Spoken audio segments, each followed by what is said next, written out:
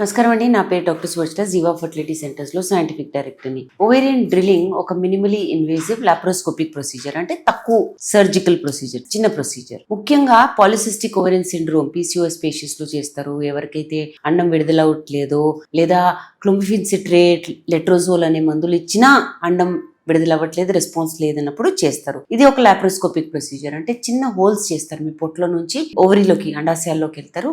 ఒక నీడిల్ ద్వారా electric current, laser వాడుకుంటూ చిన్న హోల్స్ చేస్తారు. దీనివల్ల మీ బాడీలో ఆండ్రోజన్ లెవెల్స్ తగ్గుతాయి. ఆండ్రోజన్ లెవెల్స్ ఎక్కువ ఉండడం వల్లనే PCOS పేషెంట్స్ కి ప్రాబ్లమ్. సో తగ్గడం వల్ల ఓవరీ మళ్ళీ రీస్టార్ట్ చేస్తుంది, ఎగ్స్ రిలీజ్ అవుతాయి న్యాచురల్ గా. ఇది ఒక ఇంజిన్ ని రీస్టార్ట్ చేసినట్టుగా అనుకోండి. ఎందుకు పని చేస్తుందంటే PCOS పేషెంట్స్ లో చూస్తాము ఎందుకు పని చేస్తుందో. ఇది ముందు PCOS పేషెంట్స్ లో ఏంటంటే హై ఆండ్రోజన్ లెవెల్స్ ఉంటాయి, ఓవేరియన్ క్యాప్సూల్ చాలా థిక్ ఉంటుంది, అండం విడుదలవుతుంది. ఓవేరియన్ డ్రిల్లింగ్ ఏం చేస్తుంది అంటే ఇంట్రా ఓవేరియన్, అంటే ఓవరీలో ఆండ్రోజన్ లెవెల్స్ తగ్గిస్తుంది, FSH బ్యాలెన్స్ ని బెటర్ చేస్తుంది. అండ్ ఈ ఓవరీకి ఏంటంటే న్యాచురల్ హార్మోన్ సిగ్నల్స్ కి రెస్పాన్స్ ఇచ్చేటట్టు చేస్తుంది అనమాట. సో ఈ ప్రొసీజర్ అయిన తర్వాత 50 నుంచి 60% ఆడోళ్లలో, ఈ ప్రొసీజర్ అయిన వాళ్ళలో న్యాచురల్ గా ఓవులేషన్ అవ్వడం, అండం విడుదల అవ్వడం అనేది జరుగుతుంది. అండ్ ప్రెగ్నెన్సీ కూడా రావచ్చు. 40 to 50% ఛాన్సెస్ ఉంటాయి ప్రెగ్నెన్సీ రావడానికి.